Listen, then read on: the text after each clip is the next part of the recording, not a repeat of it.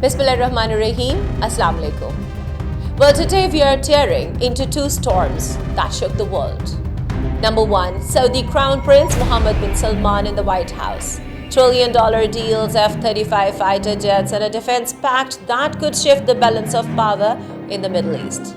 Number two, the Gaza Peace Plan resolution in the United Nations Security Council. Pakistan's statement, courage and clarity in the face of global theatrics. Two explosive stories, two power plays, and we are diving deep into both, frame by frame, question by question. Buckle up.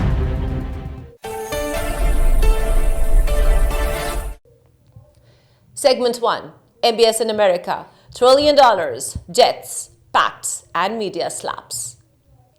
You see, when Mohammed bin Salman landed in Washington, this was not a visit. This was power walking into the arena.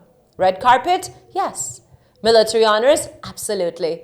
But the real message, the US knows the game has changed.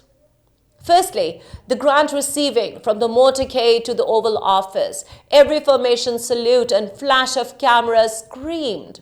Saudi Arabia is no longer just a partner. Saudi Arabia is an axis of influence. Trump himself called it a historic visit, and the optics were undeniable. Then comes the F-35 JSF and weapons leverage. MBS came to reshape air power in the Middle East. We're talking F-35 approval, 48 stealth fighters, F-15EX fleet upgrades, 300 American tanks. Do you see? This is not weapon talk. Okay, now let's dive into the Strategic Defense Pact and the non-NATO ally designation.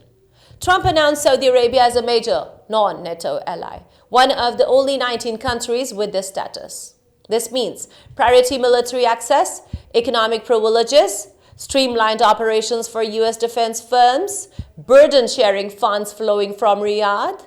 The Strategic Defense Agreement fortifies Middle East deterrence and secures deeper operational ties. Well, this is integration, not just cooperation. The interesting part you all want to know about, the $1 trillion investment. MBS upgraded Saudi investment in the US from $600 billion to $1 trillion.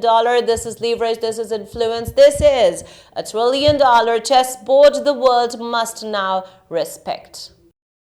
And today I said, any way you can up that? And he said, I am going to up that to $1 trillion. So he's investing $1 trillion in.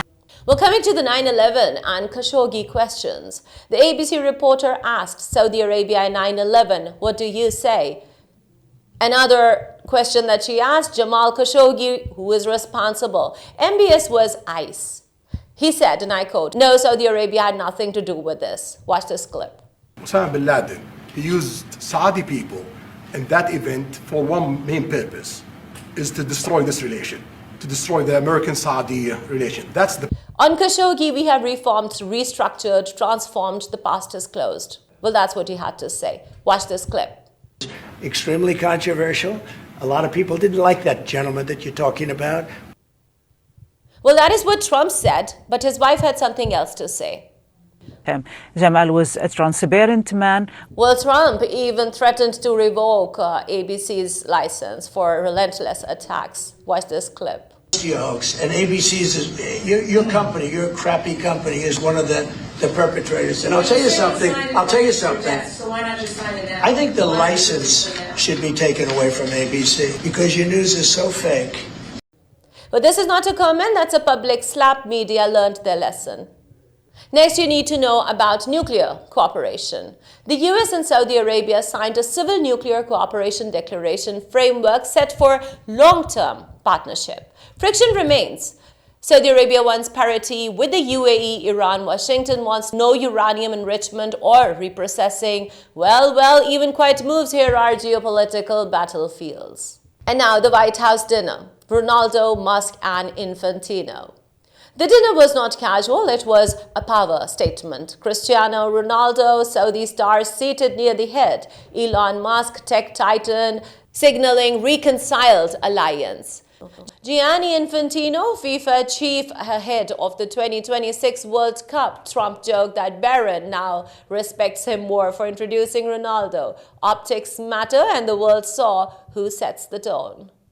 Now coming to the closing message by MBS. He thanked Trump, reminded everyone of 9 decades of US-Saudi relations and said, and I quote, "The horizon of economic cooperation is bigger and wider than ever." Translation: trillion-dollar deals, debts, tanks, nuclear talks, defense pacts, non-NATO ally status. The West now knows who dictates the tempo in the Middle East.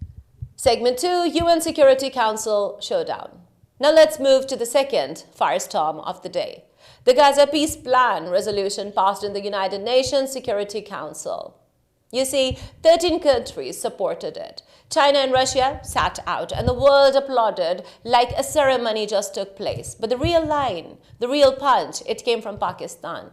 Our representative did not sugarcoat, he did not blend, he did not dilute, he said straight, and I quote, "Pakistan stands for a fully independent Palestinian state with Al-Quds as the capital, and we want the suffering of the Palestinian to end now." That's the kind of statement that does not need decoration. It's a strike, a surgical, diplomatic strike. He reminded the world that Gaza belongs to Palestinians. Peace cannot be built without justice. Pakistan is not here to watch silently. Well, that was the moment the entire hall quietened. On the other side, Hamas rejected the plan completely. Russia and China called it incomplete. The Palestinian Authority welcomed it but called it the first step. But Pakistan positioned itself where it has always stood with clarity and courage. And now my take on today's issues.